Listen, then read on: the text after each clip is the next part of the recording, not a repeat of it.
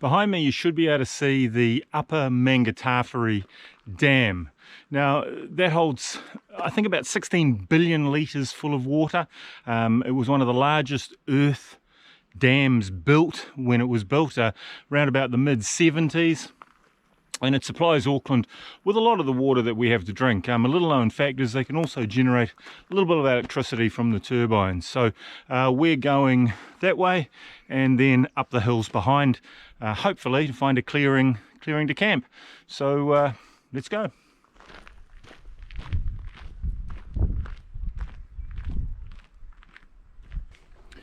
So maybe you can see behind me, down there, that's the spillway for the dam.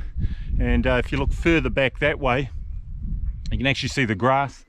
Well, that all should be full of water. So the dam levels are quite low, probably about 80% just looking at that. So when it gets full, the water spills over there, runs down here, and I'll take you over here, and runs down that spillway. I'm not sure if you can see that or not. But that's the spillway, and it spills into the Mangatawhiri River. A couple of weeks ago I did a camp at the far end of that river, so I followed the river valley down and around to the other end of the river, and I did a camp down there, which was pretty cool. So we're starting to walk up what is a access road. As you can see, she's probably can't really tell, but it's a pretty steep access road, and it's about 4 kilometers along this road to where hopefully I'm going to camp. Shouldn't be a problem. There's an area there available, I think, but have to get up this hill first, which shouldn't be a problem given my outstanding physique and superb physical fitness.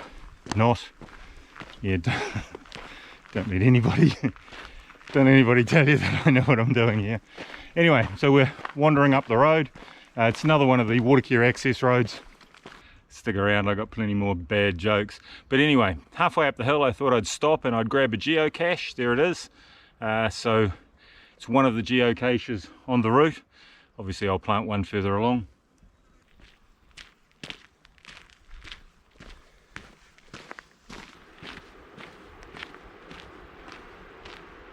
So nice view down to the dam. Dam's just around the corner, but that's the lake down there. You can see how the water level's down a little bit, but not too bad for this time of the year, I don't think.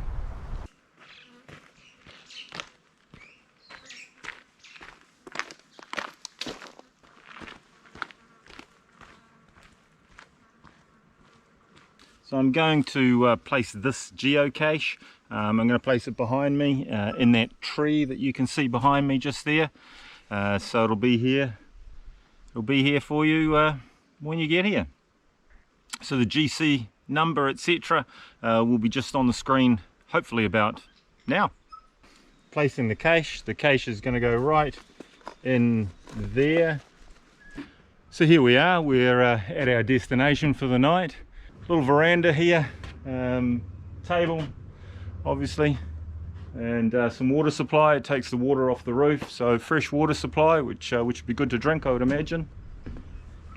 And then inside the hut itself, so just 2 bunks either side, so sleeps 4 people, nothing fancy. Couple of candles, which is good because I didn't bring a torch, so I'll be able to use the candle. Very nice. Piggott's camp in the Hunua Ranges, or the Hunua Regional Park in the Hunua Ranges. It's the first step when you get to camp. Let's have a cup of tea.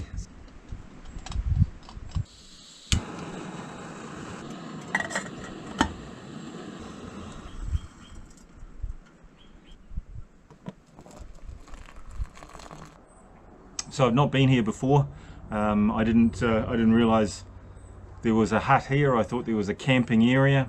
I didn't know there was a hut, so I bought my tent and all the bits that go with it. But it looks like I'm on my own, which will be nice. I quite enjoy it when I'm on my own. And I've got these facilities all to myself, so think I'll enjoy myself, having a cup of tea and my chocolate bar as an entree before my dinner. We're in an area that has cowrie trees, and they're trying to protect them from a disease called Cowrie Dieback. It's a kind of a fungus that gets into the trees and the trees die. And of course we're talking about trees that are in some case hundreds of years old. So when you're walking in this area or tramping in this area, you have to take some basic precautions. You'll see these sort of signs all over the place. What these are is a disinfectant. And the idea is that you spray your boots and you spray your feet, your shoes. You come on over to this thing here.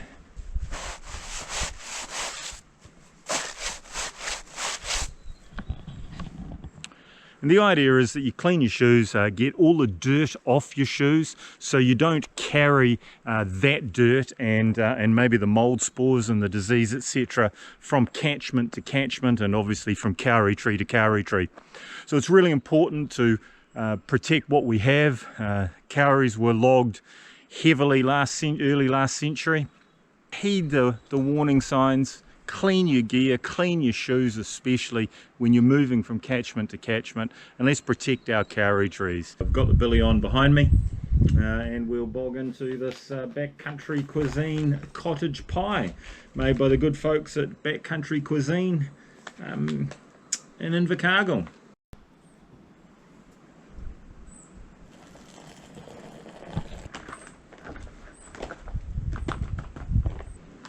We'll see what she looks like, shall we? Ooh, looks pretty good actually. Looks pretty good.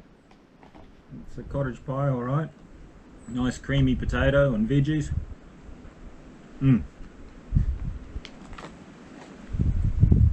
Beautiful gravy. Nice chunks of meat. Definitely cottage pie and definitely tasty.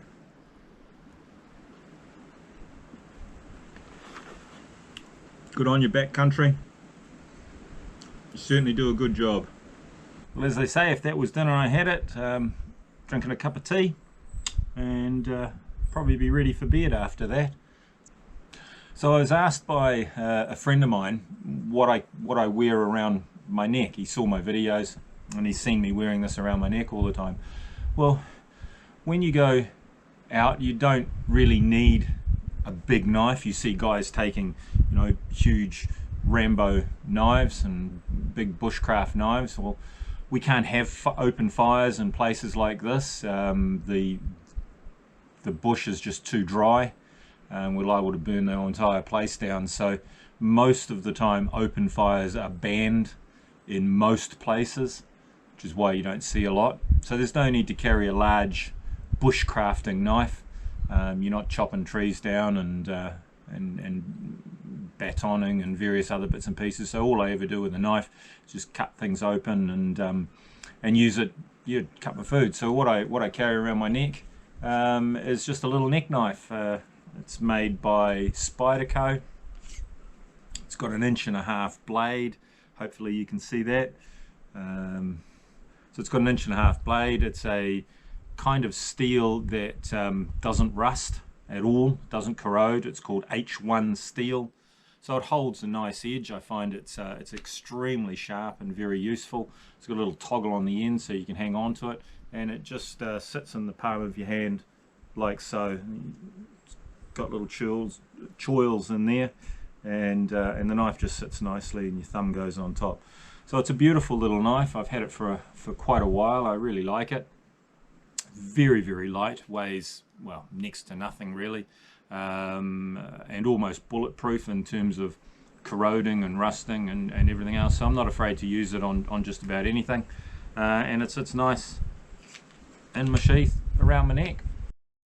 I don't know how most people relax and unwind, but for me, getting out in the quiet and the solitude like this, certainly a beautiful way to recharge and reset yourself. You know, you work hard during the week and you've got to talk to people, and you know, people annoying you and ringing you up and asking you to do things, and well, just work really.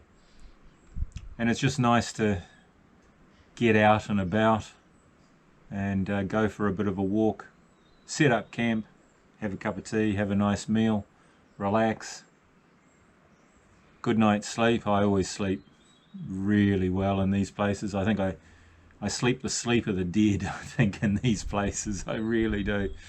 So my head will touch the pillow and I'll be gone till the morning. Yeah, it's December. Everybody wants everything done before Christmas.